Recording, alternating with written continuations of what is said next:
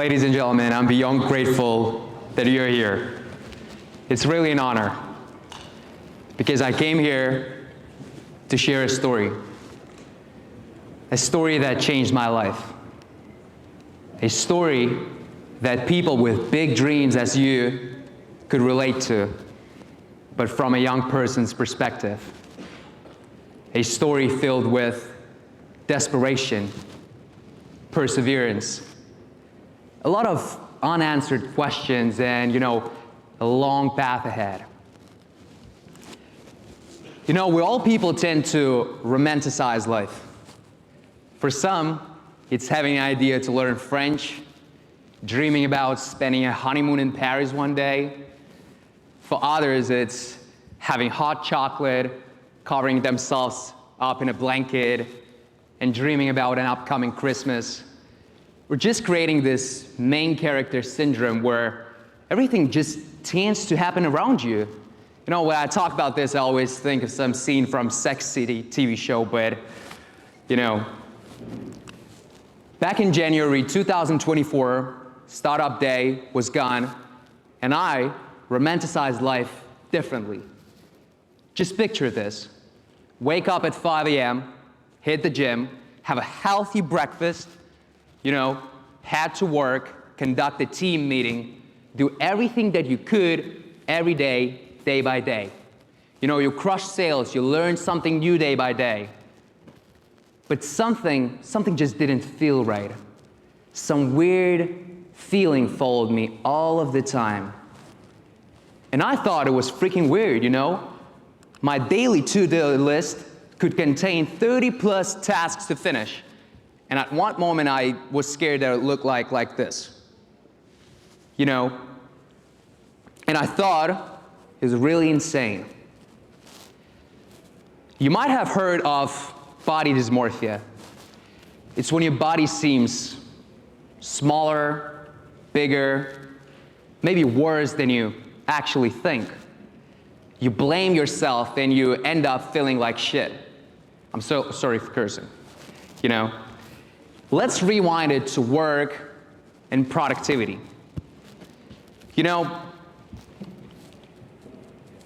This phenomenon is called the productivity dysmorphia. And I didn't even know about this before doing a research, I thought I was such a genius that invented a new psychological disorder that I personally named a performance dysmorphia. I would frantically tell and readily tell my friend Artur about this when we met at a ice cold plunge spot where we used to improve our mental resilience.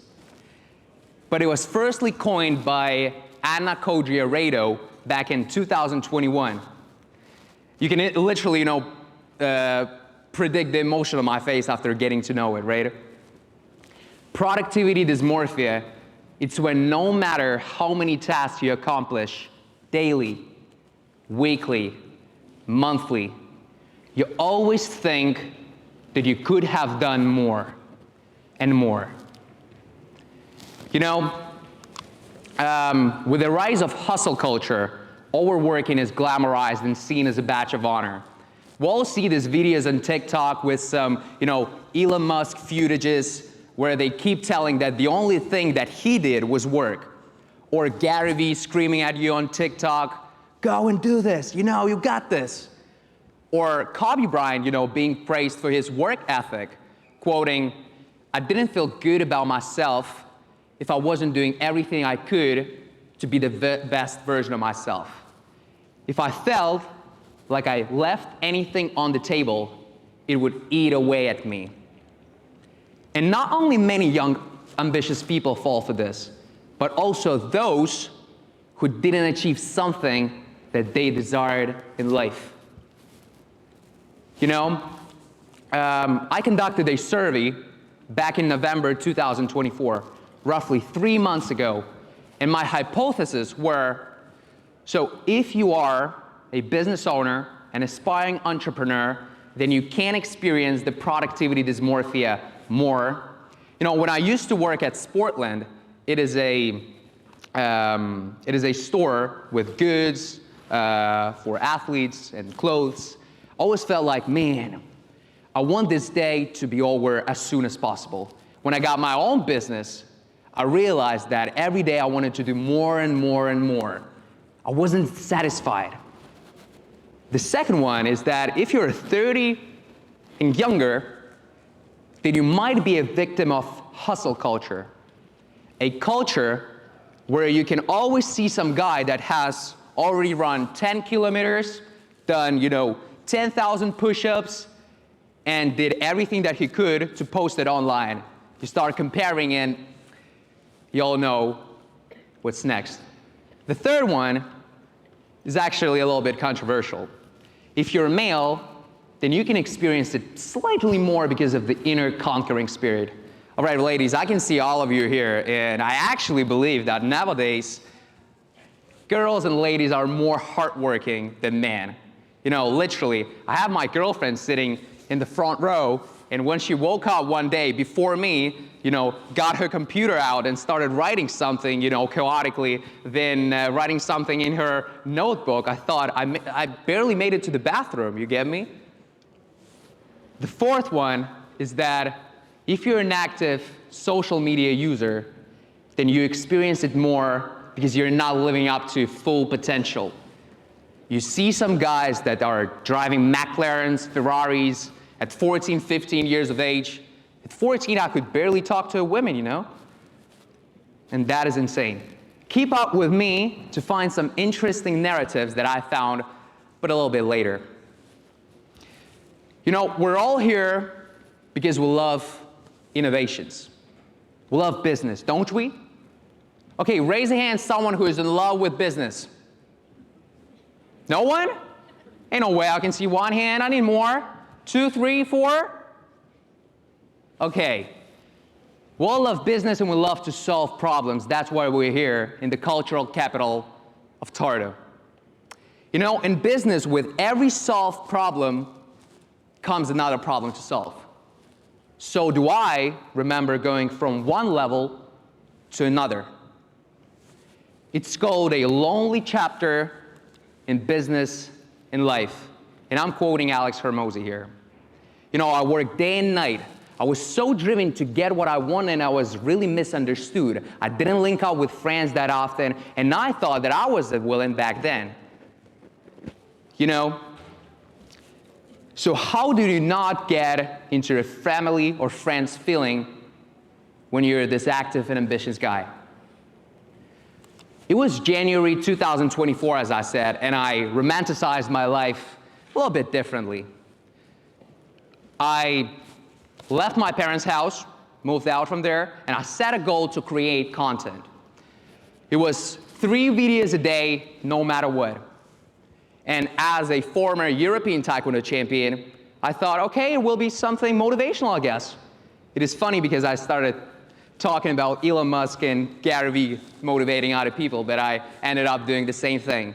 I learned everything by myself. Editing, shooting, learning how to talk on camera, thinking about what to type in this caption thing, And it was a frustrating path. Video after video after video. You wake up to 200 views and 1 comment.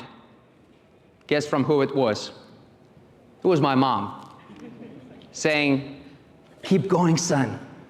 I love you." And I love you, Mom, as well. You expect to get this imminent gratification from friends, relatives, all of the guys online, but actually you don't really get it. I ended up hiring a professional videographer, paying up to 1,000 euros a month just for cinematic footages. Then I hired an editor and taught him how I want my videos to look like and edited by myself as well. So the 31st of May, 2024, I got my first milestone hit, 10K followers, and I was on cloud 9. It took me 450 videos to get to this point. Little did I know that I'll 10x this amount during last summer, hitting 100,000 TikTok followers. It's 720 videos in 8 months. If you're curious why your page, your personal brand, or your business page is not growing, then you're not posting clearly enough. You do as much videos as you can, you increase the volume, then you watch what videos did the best, and then you try to do as many of this high-quality videos as possible. Just keep spamming them. You know, I'm a big hip-hop fan, so I'll explain this in hip-hop analogy as well. There are renowned legends like Kanye West, Kendrick Lamar, Nas, you name it. Whereas they can't allow themselves to drop one album every 2-3 years, freshman artists can never do that. Once you have this momentum, keep going. Keep going. You know, nevertheless, building this personal brand was alongside with creating a big campaign for my language school, doing a podcast with a former mayor of Tallinn, Michael Kilvert, then learning to talk on camera, receiving people's thank you letters for inspiring them, then publishing 50 books for my students at my school, at my business, and then doing merch for them as well. But the most amazing thing was to get here. I'm enjoying every second on stage, and I want to thank everyone who voted for me to win in the speaker contest. You know, despite everything said, it is this thing that was inside of me, productivity dysmorphia, like in a Venom movie, and I'm Tom Hardy. You know, I didn't try to avoid this, to escape this. I made actually this my buddy. It was my friend. You know, as I told you, I conducted a survey back in 2024 in November, so roughly 3 months ago. People asked, were my followers, friends, my students, and even teachers in school where I teach in. They're 50, 60 years old. I asked them about screen time, you know, of course, their gender, their age, and have they ever been a victim of productivity dysmorphia? And you know, I would be a liar if I told you everything in a biased way, leaning more on what I would love to hear that productivity dysmorphia is within every one of us, and we all struggle the same. But it's actually not like this. There were people who praised themselves and who blamed themselves after a self-estimated productive day. So to make this experiment even better, it should be categorized within people who have made a major leap in their life. You know, innovators, entrepreneurs, public figures, athletes, you name it. So I did the next. You know, I went online, as young people usually do, you know, and I just started spamming each and every of mine, yours, favorite celebrities. Breen Brown, Alex Hormozi, Seth Godin, Scott Galloway, Jocko Willing, you know, public speakers from TED, and wanted to get these answers, you know. If you still cannot find any melatonin at the pharmacy, because I couldn't fall asleep not finding these answers, then it's probably me who the pharmacy sold it out to, you know. And I even tried to contact our swimming star, Annalie Efimova, but maybe next time. The ones who saved me were Layla Hormozi, a wife of Alex Hormozi, with her answer that she didn't really experience this, you know, but she wished me luck.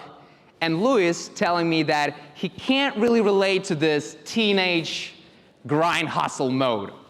And by the way, talking about Louis, he became a father yesterday, so I would love you to give a huge round of applause.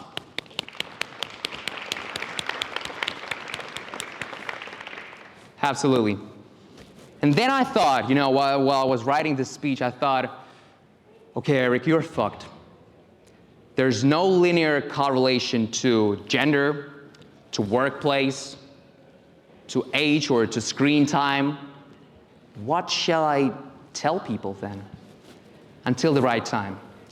I questioned hundreds of fitness and well-being content creators online, but also the head organizer of this event, Jana Sastamoinen and Remo Ojaste, who is the CEO and co-founder of Combat Ready, with Jana's answer that actually, whenever she meets her KPIs, then she thinks about everything she could have done to exceed them. And I believe that she did a great job.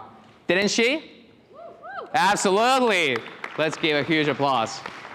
And Remo is actually telling me that, yeah, he feels it. He feels it that he can do more. You know?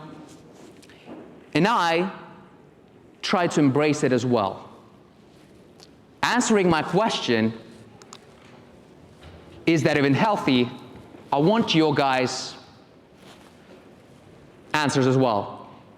Have you ever experienced that no matter how many tasks you accomplish, you always feel like you could have done more? Please raise a hand, guys. I just need to know.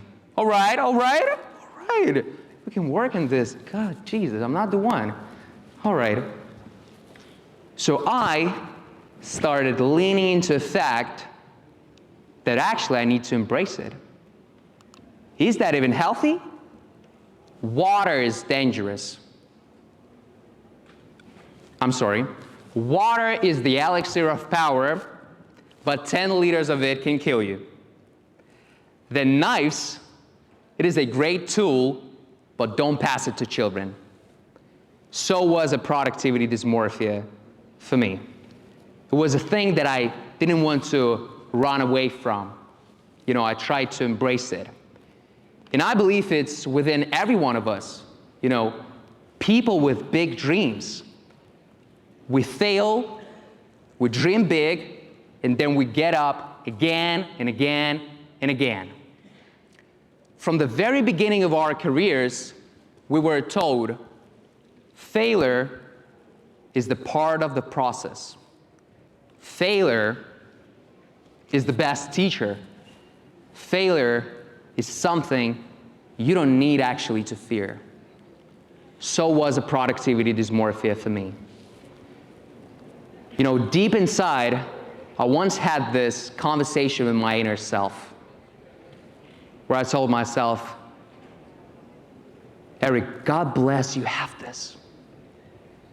It is a natural inner gift. A gift that fuels up my fire in the blink of an eye. A gift that can allow others to go the extra mile. A gift that allows to keep going despite not having an imminent gratification. Because the world belongs to those who can keep doing without seeing the result of their doing. Thank you.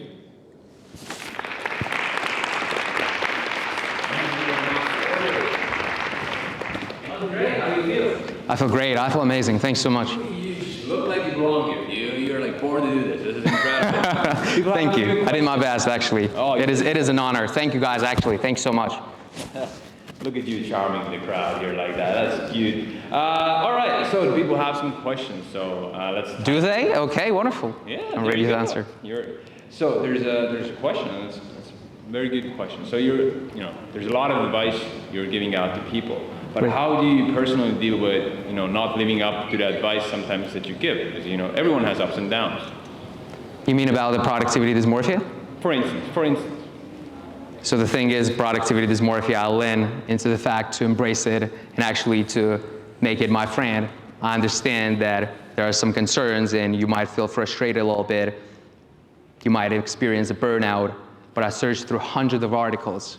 Just recognize your humanness, and that's it. Just don't try to avoid it, make it your friend, and romanticize it a little bit. Life ain't no sunshine and rainbows, as Rocky said once. It is a nasty place. We gotta all, embrace it and find something good there. Don't you think so? I believe so. I'm gonna romanticize so many things now. I'm ready to romanticize. Absolutely, we do so. So there's a question. Why do you think performance dysmorphia is becoming more common today? Why is it coming up more now? All right, with the rise of hustle culture, as I said, I believe that many people who are young, they see everyone online and everything is so, let's say, accessible. You know, you see guys and you start comparing yourself, and we keep telling ourselves that we actually need to uplift ourselves after a self-estimated day, but then you go online again and again and again, and you see that, man, I actually can do more. How are these guys doing it by 10 a.m., whereas it is my whole routine, you know? And then it's all about comparison. With social media, you gotta keep your phone away for a while and, you know, just focus on your stuff. Folks, that was also the topic from yesterday, so if you were here, you should remember the importance of it. All right, and then let's do one more question. Yes, sir. At what point did you realize you needed professional content, and what led you to that decision? All right, that is an interesting question. How did I come to this idea? You know, I always believed like I had some word or some mission to deliver to people.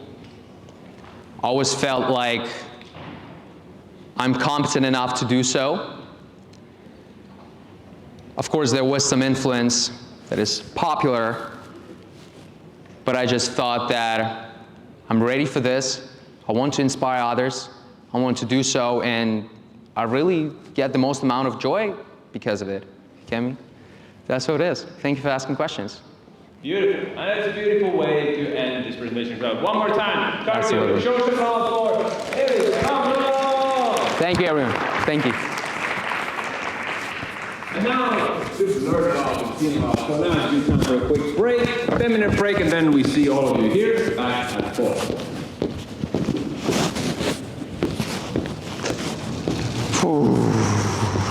Väga tubli, aitäh ja sinu seega. Ja, aitäh.